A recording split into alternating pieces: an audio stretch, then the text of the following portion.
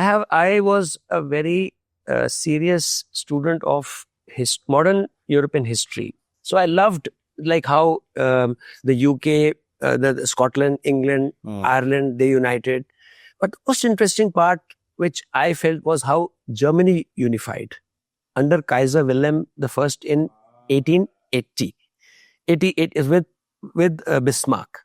So that was a very interesting thing, and I loved the way, because, and I've also worked with a lot of German, and the discipline that they have. I say it's, if you've worked with Germans, you can work with so much precision and with discipline. That is what it is there. Those guys are amazing. I appreciate goodness when you see things. So I was quite influenced by it. Then the other thing is, my name starts with K. So I was looking for a name for K.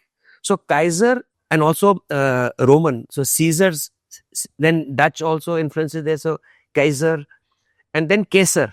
So Kesar, now of course the gold price is different, but a kilo of Kesar and a kilo of gold cost the same. Oh yes. So 3 lakh rupees for 1 kilo of saffron and 3 lakh rupees for 1 kilo of gold was what the price is. So what is gold? Gold is a standard. Yeah. So Kesar also is used. So if you take one pinch of Kesar and put it in water, it changes the color, it gives that color. Right. So it is a symbol of strength. It's a symbol of purity, and it's coveted. So if you put a little bit Kesar in some of your biryani food, anything, even for tilak, so that and Kesar is energy. Gold is energy. Sonali name herself is also energy. So K say Kaiser, and I didn't want to say Kesar.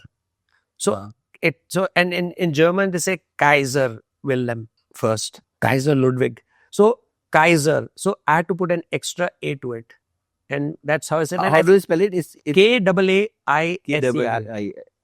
So and I said I want to be different, and whatever name you give, if you do a good job, people will come to you.